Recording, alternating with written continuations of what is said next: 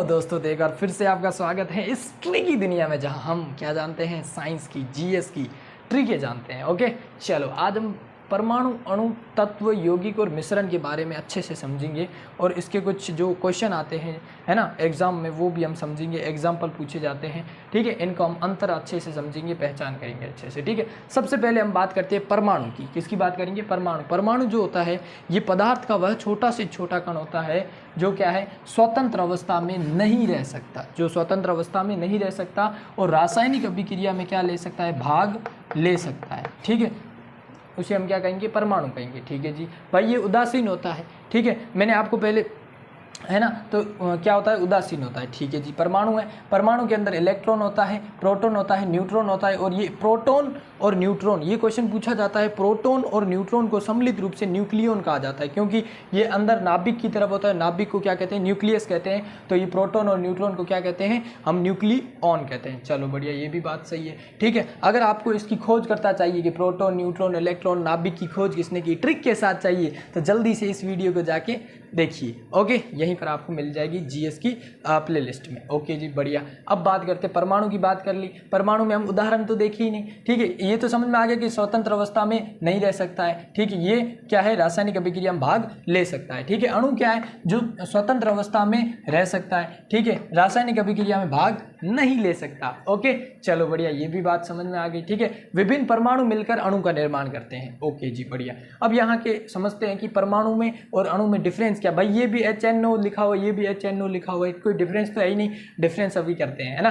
तो HNO है ना, हाइड्रोजन, नाइट्रोजन, ऑक्सीजन। तो यहाँ पर अगर देखें तो HNO ये क्या है, अंग्रेजी जो है उसके बड़े अक्षर है ना, अंग्रेजी वाले अक्षर है, ठीक है। और इन अंग्रेजी वाले अक्षरों में जैसे ही मैं गणित को ऐड कर लेता हूँ, ठीक है, तो वो अणु बन जाता है। बस दैट्स ऑल, इतना सही करना है। ओके, तो अणु हमने समझ लिया अच्छे से। अब अणु के ही प्रकार होते हैं, तत्व और यौगिक, ठीक है। इसमें तत्व क्या है और यौगिक क्या है, इसको ट्रिक से जानते हैं, ठीक है। तत्व बोले तो एलिमेंट, यौगिक बोले तो कंपाउंड, ठीक है जी, बढ़िया है, ठीक है। अब तत्व का मतलब होता है कि जो समान परमाणु वाले अणु, है ना, क्या कहा मैंने, समान परमाणुओं वाले अणुओं को हम क्या कहते हैं, तत्व कहते हैं। असमान परमाणु वाले अणुओं को हम क्या कहते हैं, यौगिक कहते हैं, है ना, क्योंकि ये किसके, अणु के ही तो प्रकार है। चलो बढ़िया। जैसे कि समान परमाणु मतलब कि सोना है, चांदी है ना, तो मैं कह सकता हूँ ग्रेफाइट है वगैरह, ये वाले, हाँ ये जो है ग्रेफाइट है, जो कि किसके, जो कार्बन के अपर रूप है, जो हम आने वाली क्लासों में जानेंगे अच्छे से,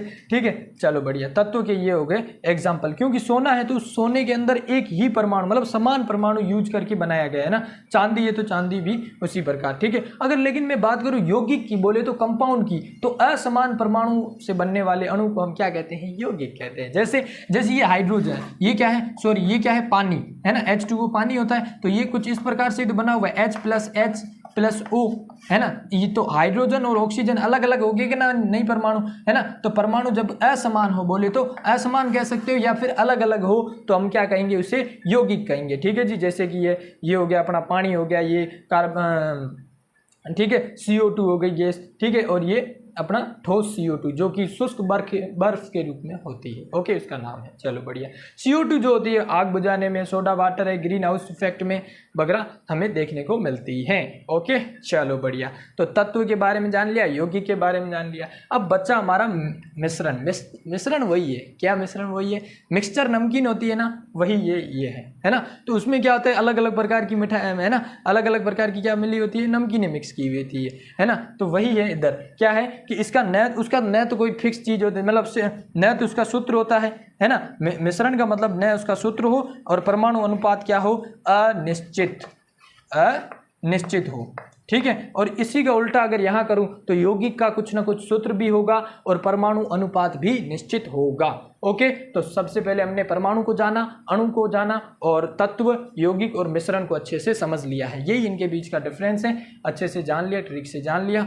ओके, और बस यही है। और मिश्रण की हम देखते हैं, सब एग्जांपल देखते हैं। जैसे दूध है, खून है, मूत्र है, सोडा वाटर है, समुद्र जल है ना। तो ये मिश्रण के अंदर आएंगे, ठीक है। अब आपको जो ये एग्जाम्पल दिख रहे हैं, ये आपको एग्जाम में मिल सकते हैं कि भाई दूध जो है वो किस प्रकार, किस में है, दूध क्या है, बस इतना पूछा और ऑप्शन दे दिए। अब आपको तत्व, यौगिक, मिश्रण इसमें कुछ दे दिया तो आप सीधा मिश्रण पर राइट लगा दीजिएगा। ओके, क्योंकि दूध है तो उसमें भी मिश्रण है, खून है उसमें मिश्रण है, मूत्र में भी मिश्रण है, ठीक है, चलो बढ़िया है। तो ये हो गई अपनी बात क्लियर, क्रिस्टल हो गई बात। ठीक है, परमाणु, अणु, तत्व, यौगिक और मिश्रण को अच्छे से हमने जान लिया।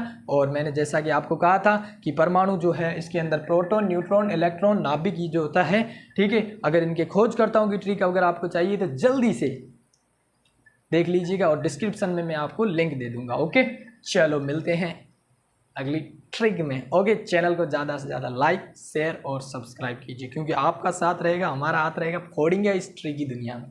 ओके, मिलते हैं